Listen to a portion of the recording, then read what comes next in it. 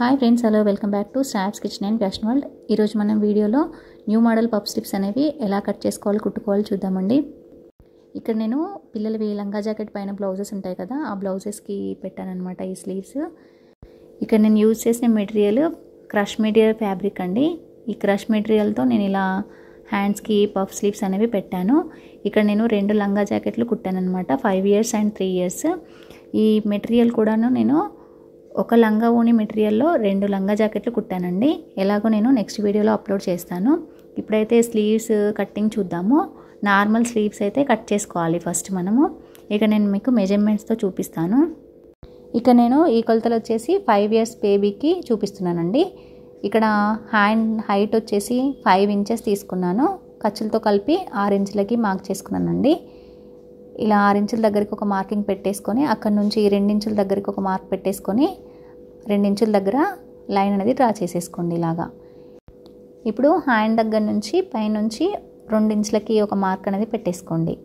2 inchల దగ్గర మార్క్ పెట్టుకున్న తర్వాత ఇప్పుడు ఈ లైన్ దగ్గర ఆర్మ్ రౌండ్లో సగాన్ని మార్క్ చేసేసుకోండి. ఇక్కడ 6 inches ఉందండి. 6 inchల దగ్గర మార్క్ చేసేసుకొని ఇప్పుడు ఇక్కడ నుంచి వెళ్ళి ఇలా షేప్ వచ్చేలాగా ఇలా డ్రా చేసేసుకోండి. ఇప్పుడు హ్యాండ్ విడ్త్ అనేది డ్రా చేసేసుకోండి. ఇక్కడ 4.5 inchలకి మార్క్ చేసుకున్నాను. ఇక్కడ 6 inchల దగ్గరికి అలాగే 4.5 inchల దగ్గరికి ఇలా లైన్ అనేది డ్రా చేసుకోండి. 1.5 inchలకి ఖర్చుల కోసానికి తీసేసుకోండి. ఇలా డ్రా చేసేసుకుంటే మనకు హ్యాండ్ అనేది రెడీ అయిపోతుంది. ఇప్పుడు మనం ఎలా అయితే డ్రా చేసుకున్నామో అలా కట్ చేసి తీసేసుకోండి. మనం స్లీవ్స్ అనేవి ఇలా మెజర్మెంట్స్తో తీసుకుంటే హ్యాండ్ ఫిట్టింగ్ అనేది నీట్గా వస్తుందండి. మనకు ఎక్కడ కూడాను డిస్టర్బెన్స్ అనేది ఉండదు, ముడతలుగా రావన్నమాట. అది పిల్లలదైనా సరే పెద్దవాళ్ళదైనా సరే మనకు నీట్గా వచ్చేస్తుంది. ఇక్కడ మనము లోచంక తీసుకోవడం కోసానికి 1.5 దగ్గర మార్క్ పెట్టేసుకోండి. ఈ 1.5 దగ్గర నుంచి ఇక్కడ మనకు ఖర్చుల దగ్గర ఉంది కదా, కరెక్ట్ మెజర్మెంట్ దగ్గరికి ఇలా మార్క్ పెట్టేసుకొని మిడిల్లో ఒక మార్కింగ్ ఇచ్చేసుకోండి. ఇప్పుడు ఈ మిడిల్ పాయింట్ దగ్గర నుంచి ఇలా 1/2 inchకి మార్క్ చేసేసుకోండి. ఇప్పుడు ఈ 3 డాట్లని కలిపేసుకుంటూ ఇలా డ్రా చేసేసుకుంటే మనకు లోచంక అనేది పర్ఫెక్ట్గా వస్తుంది. సో ఇలా అనమాట, ఈ 3 డాట్స్ని ఇలా కలిపేసుకొని ఇప్పుడు కట్ చేసుకోవాలన్నమాట.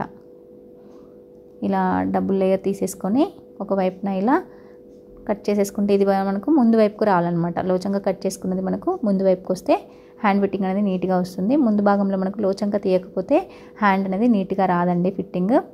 సో ఇప్పుడు హ్యాండ్ కటింగ్ అయితే మనకి ఇలా రెడీ అయిపోయింది. ఇక్కడ మనకు ఎక్స్ట్రా క్లాత్ ఉంది కదా, అది కట్ చేసి తీసేసుకోండి. ఇప్పుడు మనకి ఇలా కట్ చేసుకుంటే హ్యాండ్ కటింగ్ అనేది అయిపోయింది. నెక్స్ట్ మనం ఫ్యాబ్రిక్ని కట్ చేసుకుందాము. ఇప్పుడు మెయిన్ ఫ్యాబ్రిక్ని తీసేసుకోండి. ఇలాగా 2 హ్యాండ్స్కి సరిపోయేలాగా తీసుకున్నాను. ఇక్కడ హ్యాండ్ పొడవు వచ్చేసి 16.5 inches తీసుకున్నాను క్లాత్. అలాగే 5 inchల వెడల్పు ఉండేలాగా 2 క్లాతుల్ని తీసుకున్నాను అనమాట. ఇక్కడ ఈ 4 ముక్కలు వచ్చేసి తీసుకోవాలి. 5 inchల వెడల్పు ఉండాలి, అలాగే వెడల్పు వచ్చేసి 7 inches ఉండాలన్నమాట. ఇలా ఉండేలాగా తీసేసుకోండి. ఇవి 4 పీసులు అనమాట. 2 హ్యాండ్స్కి సరిపోయేలాగా తీసుకున్నాను ఇక్కడ. ఇప్పుడు ఇలా క్లాత్లని జాయిన్ చేసుకోవాలన్నమాట. ఇలా తక్కువ పెడుతున్న క్లాత్ని అటువైపు ఇటువైపున ఇలా జాయిన్ చేసి తీసేసుకోండి. ఇలా జాయిన్ చేసుకున్న తర్వాత ఇప్పుడు ఫ్యాబ్రిక్ని ఇలా ఫోల్డింగ్ పెట్టేసుకొని మధ్యలో ఒక టస్క్ అనేది పెట్టేసుకోండి. ఇలా పెట్టుకున్న తర్వాత ఇప్పుడు ఇది క్రష్ మెటీరియల్ కాబట్టి నేను మధ్యలో విడ్త్ వచ్చేసి 1.5 inchలకి తీసుకున్నాను. లేదు నార్మల్ ఫ్యాబ్రిక్ అయితే మీరు 2 inchల వెడల్పు తీసేసుకోండి. ఇప్పుడు ఈ మార్క్ దగ్గర నుంచి వెళ్ళి మొత్తం కూడాను 1.5 inches ఉండేలాగా మార్కింగ్లు అయితే పెట్టేసుకోండి. ఇలాగా 1.5కి ఇలా మార్కింగ్ పెట్టేసుకుంటే సరిపోతుంది. మామూలు నార్మల్ మెటీరియల్ అయితే 2 inches తీసుకుంటే నీట్గా వస్తాయండి మనకు ప్రిల్స్. ఇది క్రష్ మెటీరియల్ కాబట్టి నేను 1.5 inchలకి మార్క్ చేసుకున్నాను. సో ఇలాగా 2 వైపులా కూడాను 1.5 inchలకి ఇలా మార్క్ చేసేసుకోండి. ఇప్పుడు కుచ్చులు అనేవి ఈ మిడిల్ పాయింట్ ఉంది కదా, ఆ మిడిల్ పాయింట్ దగ్గరికి ఇటువైపు కుచ్చుల్ని ఇలాగా వీడియోలో చూపిస్తున్న విధంగా పెట్టేసుకోండి ఒక దగ్గరికి. సేమ్ అలాగే ఇంకొక వైపున ఉన్నాయి కదా, అటువైపున కూడా మార్కింగ్ దగ్గర నుంచి ఇలా పెట్టేసుకోండి. ఇలాగా 2 ఇలా ఒక దగ్గరికి రావాలన్నమాట, ఆపోజిట్గా కుచ్చులు అనేవి. సో ఇలా వీడియోలో చూపిస్తున్న విధంగా పెట్టేసుకొని స్టిచ్ వేసేసుకోవాలన్నమాట. ఇక్కడ ఇలాగా ఒక దగ్గరికి వచ్చేలాగా స్టిచ్ వేసేసుకోండి. ఈ విధంగా వేసుకున్న తర్వాత ఇప్పుడు ఇంకొక వైపున ఉన్నాయి కదా, ఇంకొక వైపున ఇలా ప్రిల్స్ పెట్టేసుకోవాలన్నమాట. ఇవి మనకు చిన్న చిన్నగా వస్తాయన్నమాట, పై వైపుకి చిన్నగా ఇలా వచ్చేస్తాయి, దూరంగా ఇలా ప్రిల్స్ వస్తాయి అన్నమాట. ఇలా మీకు పెట్టుకోవడం రానట్లయితే ఫస్ట్ ఒకసారి పిన్తో పెట్టేసుకొని ఆ తర్వాత స్టిచ్ చేసేసుకోండి. నేనైతే ఇక్కడ డైరెక్ట్గా చేశాను అనమాట. సో ఇలా ఇటువైపు ఉన్నవి అటువైపు ఫోల్డింగ్ అనేది పెట్టేసుకొని చేసుకోండి. ఈ వీడియోలో చూపిస్తున్న విధంగా ఇలా వస్తాయి అన్నమాట. సో ఆపోజిట్గా వస్తాయి కుచ్చులు. ఆ రకంగా మీరు పెట్టేసుకుంటే నీట్గా వచ్చేస్తుంది. మీకు డైరెక్ట్గా రానట్లయితే ఒక పిన్ పెట్టేసుకోండి. ఫస్ట్ పిన్ పెట్టేసుకొని పెట్టుకుంటే నీట్గా వస్తాయండి. ఈ విధంగా హ్యాండ్ని రెడీ చేసుకున్న తర్వాత ఇప్పుడు మనం హ్యాండ్ కటింగ్ ఒక లైనింగ్ క్లాత్ పైన చేసుకున్నాం కదా, సేమ్ దాని ప్రకారంగా ఒక పేపర్ని కట్ చేసుకోండి.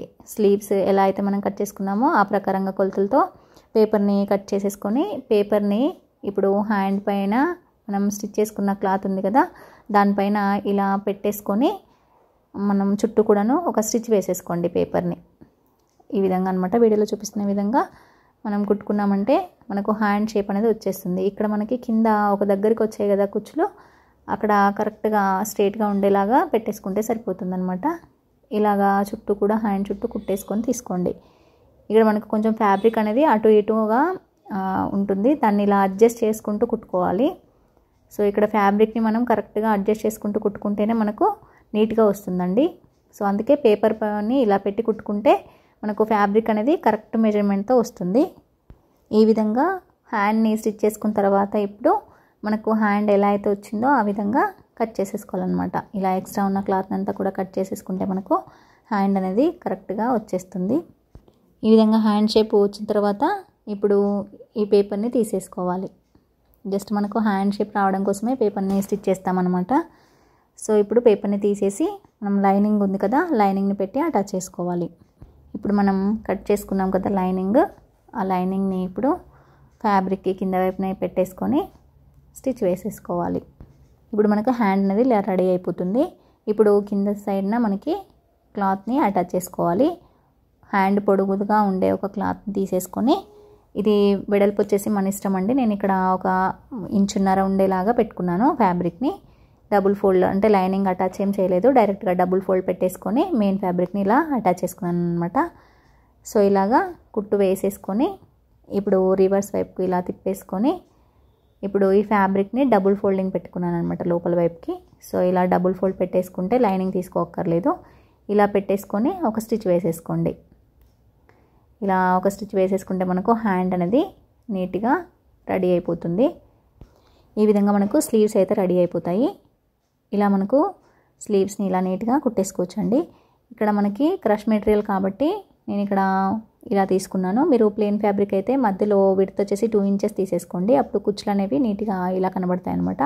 సో క్రష్ మెటీరియల్కి ఫ్యాబ్రిక్ ఎక్కువే ఉంటుంది కాబట్టి నేను ఇలా తీసుకున్నాను. సో ఇలా అనమాట మనకు హ్యాండ్ అనేది ఇలా నీట్గా వచ్చేస్తుంది. ఇప్పుడు ఈ హ్యాండ్ని మనము బ్లౌజ్కి పెట్టి అటాచ్ చేసుకుంటే సరిపోతుంది. మనకు లోచంక ఎటువైపు ఉంది చూసేసుకొని లోచంక ముందు వైపుకి వచ్చేలాగా పెట్టి మనము అటాచ్ చేసుకోవాలి. ఇక్కడ నేను 2 హ్యాండ్స్ రెడీ చేసి నేను ఇలా స్టిచ్ చేసుకున్నాను అనమాట. సో వీడియో కనుక మీకు నచ్చితే ప్లీజ్ లైక్ చేయండి, షేర్ చేయండి, కమెంట్ చేయండి. ఏమైనా డౌట్స్ ఉంటే తప్పకుండా కమెంట్ చేయండి. ఈ బ్లౌజెస్ అండ్ లంగాలు నేను కటింగ్ వీడియో వచ్చేసి నెక్స్ట్ వీడియోలో అప్లోడ్ చేస్తానండి. So thank you.